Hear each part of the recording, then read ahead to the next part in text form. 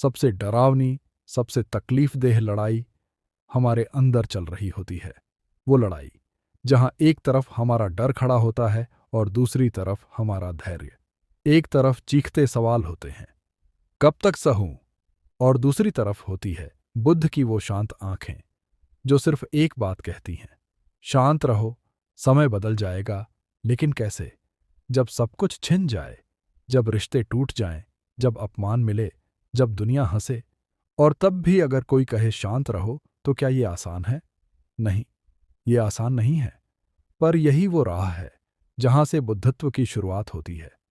बहुत समय पहले की बात है। एक गांव था, शांति से भरा, लेकिन वहां एक युवा था जो हर रोज खुद से लड़ता था। नाम था अर्जुन। पढ़ा लिखा था, बुद्धिमान था, पर जिंदगी ने उसे बार बार तोड़ा।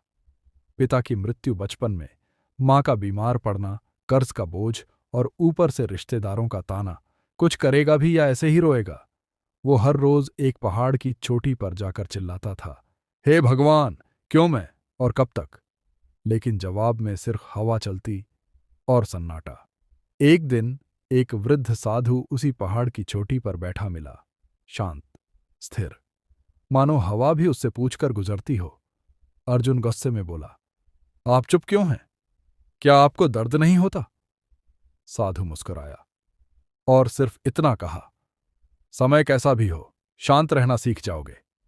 अर्जुन हंस पड़ा, ये कौन सी किताबों की बात कर रहे हो? जब पेट में आग हो, मन में घाव हो, तब ये शांति के प्रवचन अच्छे लगते हैं। तब साधु ने एक लंबी सांस ली और बोले, मैं एक कहानी सुनाऊं? बुद्ध एक गांव में पहुंचे थे। वहां लोग उन्हें सुनने इकट्ठा हुए। एक आदमी ने उन्हें अपशब्द कहे, तुम झूठे हो, धोखेबाज, खुद को भगवान कहने वाले।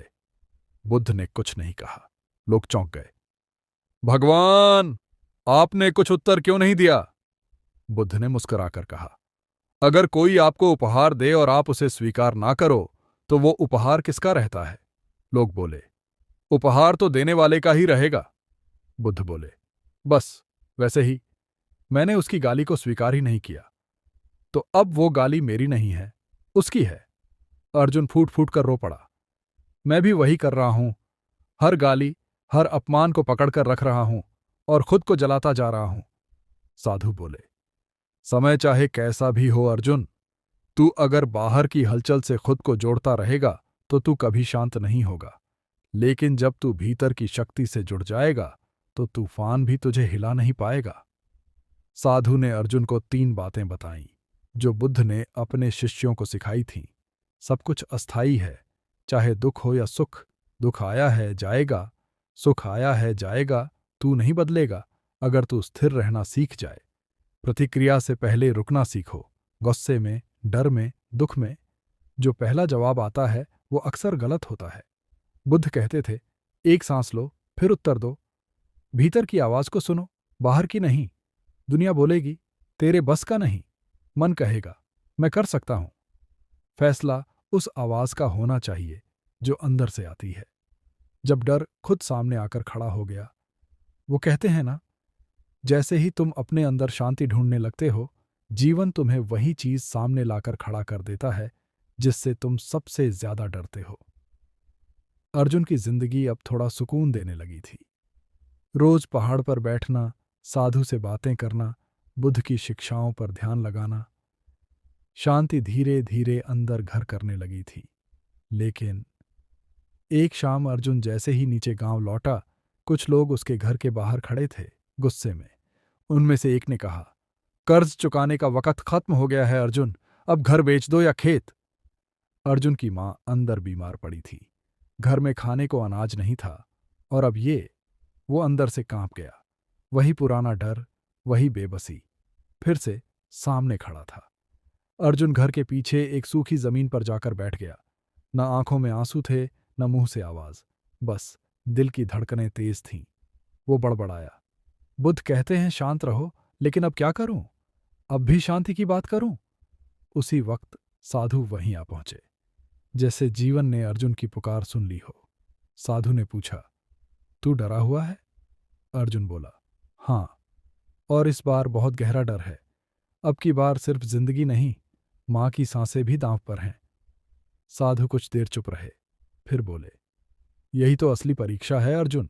तू जिन चीजों को खोने से डरता है वो तुझे बांध कर रखती है। साधु ने एक और घटना सुनाई। एक बार गौतम बुद्ध ध्यान में बैठे थे। उनके पास एक सैनिक आया, हाथ में तलवार थी। वो चिल्लाया, अगर अभी बोले नहीं तो मैं तुम्हारा सिर काट दूं। बुद्ध ने आंखें खोलीं, मुस्कुराए और बोले, तू कुछ नहीं काट सकता। सैनिक गुस्से में, क्या मतलब? बुद्ध बोले, क्योंकि जिस चीज को तू काटना चाहता है वो मैं नहीं हूं। मेरा शरीर तेरा शिकार हो सकता है, लेकिन मेरी शांति नहीं। अर्जुन के अंदर कुछ हिला। वो सोचने लगा, अगर मैं डर के सामने भी शांत रहूं तो शायद मैं भी उस स्थिति को नहीं, खुद को जीत लूं। पर फिर डर वापस आया, अगर घर चला गया तो मां का क्या होगा? तभी साधु ने कहा, डर एक तरंग है अर्जुन, तू उसे देख, महसूस कर, लेकिन उसका हिस्सा मत बन। साधु ने अर्जुन से पूछा, क्या तू उस चीज के लिए तैयार है जो सबसे जरूरी है? अर्जुन बोला, मतलब? साधु